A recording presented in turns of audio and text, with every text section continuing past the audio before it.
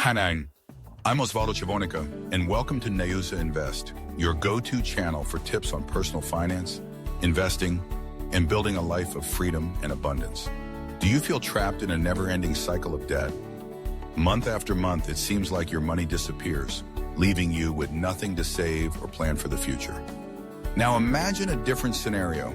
Instead of working for money, your money starts working for you. Sounds like a dream, right? But it doesn't have to be. In this video, I'm going to show you step by step how to transform your relationship with money and finally achieve financial freedom, even if you're starting from zero in 2025. Whether you're drowning in credit card debt or frustrated by the rising cost of living, the strategies I'll share today can make this decade the turning point in your financial journey. First, let's talk about the financial reality we're facing in 2025. Personal debt levels in the US have hit record highs. Did you know the average credit card debt has surpassed $7,000 per person? Combine that with skyrocketing living costs driven by inflation, and it's no wonder so many people are struggling to stay afloat. Do you feel this pressure too? It's almost like the system is designed to keep you stuck, isn't it?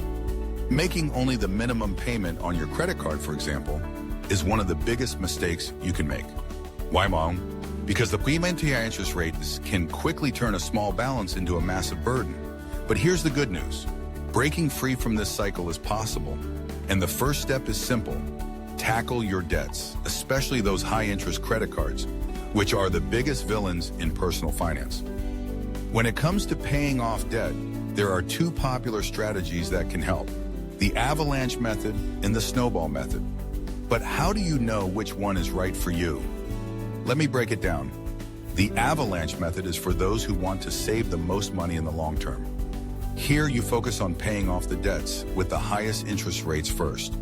For example, let's say you have three debts: a credit card with 20% interest, a personal loan with 10%, and a car loan with 5%. Using the avalanche method, you'd focus on the credit card first, since it's the most expensive debt.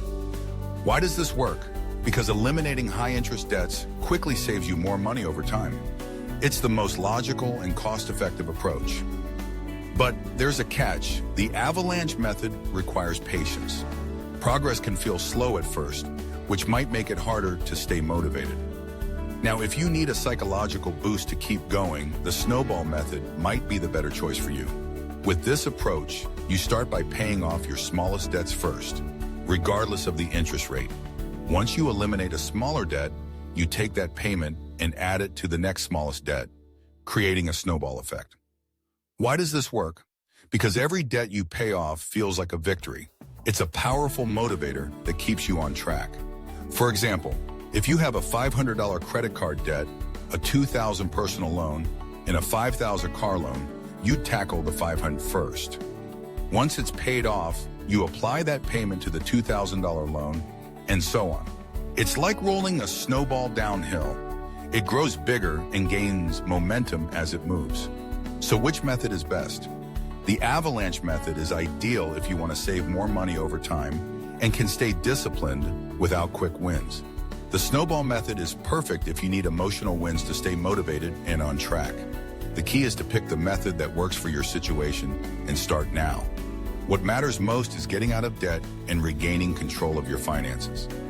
Let's talk about something simple but life-changing: cutting unnecessary expenses. It might sound obvious, but many people overlook this step. Start with a basic task. Audit your spending. Yes, it takes a little effort, but it's worth every second. When you examine where your money is going, you'll uncover surprising areas to save. For example, forgotten subscriptions. Do you have streaming services or apps you barely use? Cancel them. Dining out. Eating out is great, but if it's a habit, it can drain your budget. Try cooking more at home. Not only will you save money, but it's often healthier too. The goal isn't to cut everything and live miserably. It's to eliminate what doesn't add value to your life. Redirect that money toward paying off debt, building an emergency fund, or even investing in your future. My tip: make a list of priorities. Figure out what's truly essential and cut the rest. Every little bit adds up. Don't underestimate the power of saving here and there. Now let's talk about laying the groundwork for financial freedom. These are the steps that will set you up for long-term success. Before you even think about investing, you need an emergency fund. Start small and stay consistent. Save $10 or $20 a week, whatever you can afford. Over time, it adds up. For example, saving $20 a week will give you over $1,000 in a year. This cushion can save you from financial disasters, like unexpected medical bills or car repairs. Once you're tackling debt and building your emergency fund, it's time to make your money grow. Investing is easier and more accessible than ever. Apps like Robinhood, Acorns, and Stash let you start with as little as $5. If you're a beginner, consider ETFs, exchange-traded funds. Think of ETFs as a basket of investments, like stocks from multiple companies. Instead of betting everything on one stock, ETFs help you diversify and reduce risk. They're an excellent choice for anyone new to investing. The economy has its ups and downs, and financial crises are inevitable. The key is to be prepared. Here's how. Have an emergency fund to cover unexpected expenses. Diversify your investments to avoid putting all your money in one place. Spread it across stocks, bonds, and other assets. For those seeking safety during uncertain times, consider these conservative investments. Treasury bonds, backed by the government and low risk. High-yield savings accounts.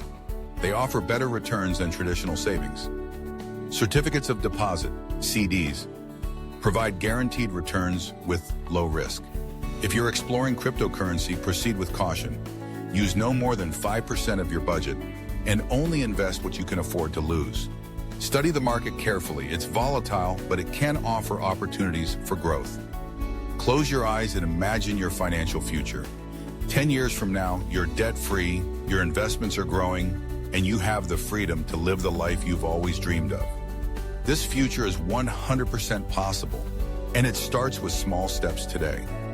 Save a little, invest consistently, and stay focused. Every dollar you save and invest today is a step toward your financial freedom. If you found this video helpful, subscribe to the channel and hit the notification bell. Share this with friends and family. Let's build a community of people taking control of their finances and creating incredible futures. What are you waiting for? Your future starts now. See you in the next video.